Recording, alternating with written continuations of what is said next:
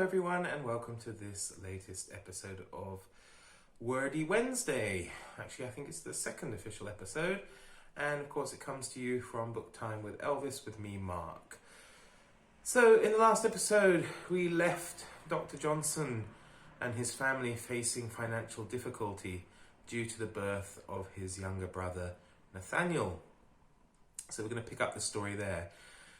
Despite these troubles and the worrying financial situation, Johnson's parents were able to see that young Johnson was no ordinary young man, and they encouraged him in his education, which began at the very early age of 3, when his mother encouraged him to memorize passages from the Book of Common Prayer.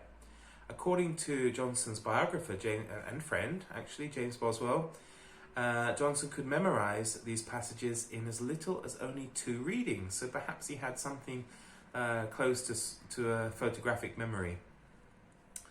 When he turned 4, he was sent to school, and by the age of 7 he was enrolled in Lichfield Grammar School, where he showed a prodigious talent in the subject of Latin.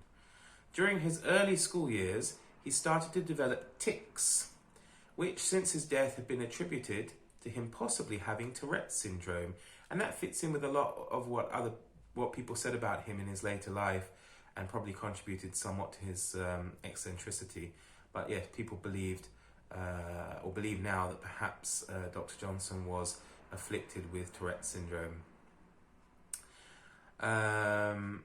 This, though, combined with his physical problems from his earlier illness, did little to hold him back, and by the age of 9 he was sent to the upper level of the grammar school.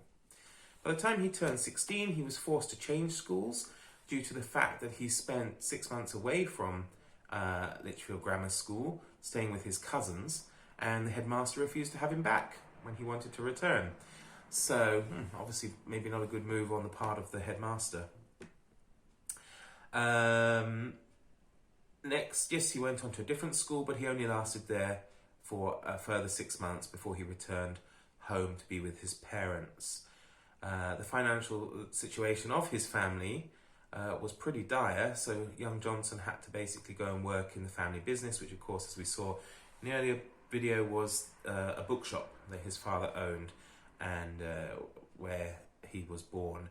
He worked in the bookshop, repairing and stitching books together, and his time working there contributed massively and significantly to the widening and building of his literary knowledge, as he spent a lot of time reading the books as well as repairing and working on them.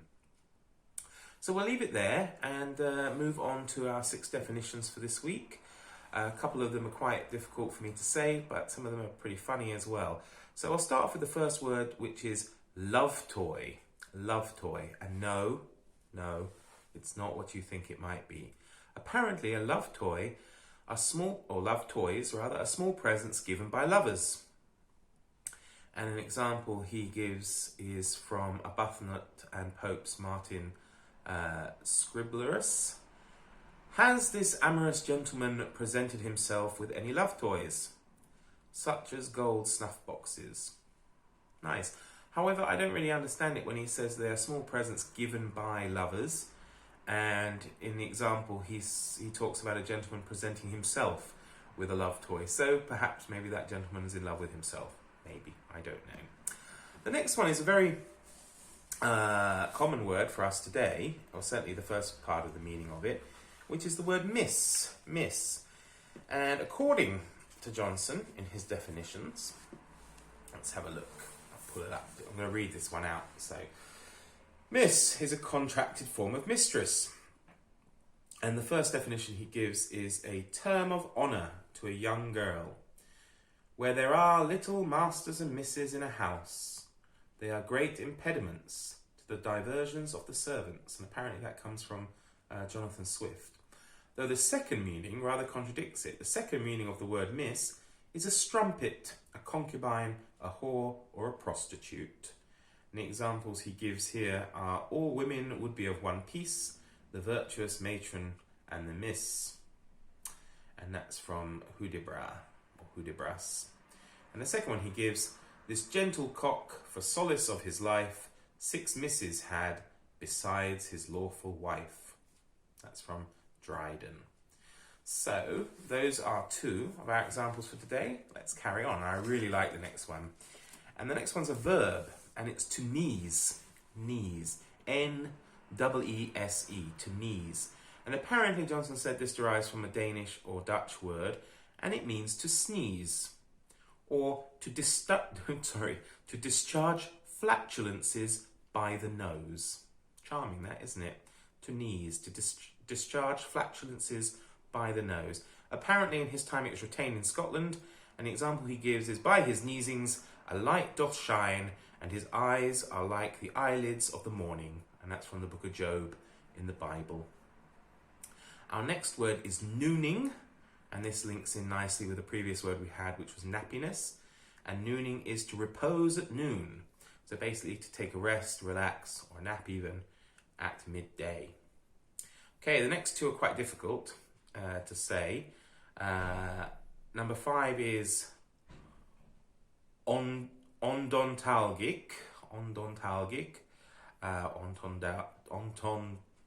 ONDONTA'LGICK, maybe, which is apparently pertaining to toothache, which I kind of understand if you have, like, is it orthodontist? It has something, similar there in the roots, doesn't it? So there we go, pertaining to toothache. So next time you go to the dentist, you can talk about suffering odontalgically, perhaps. And the last word for today is SALSU'GINOUS. SALSU'GINOUS. I did look it up, how to say it, and actually it was quite interesting, the differences between the American pronunciation and the British pronunciation of this word.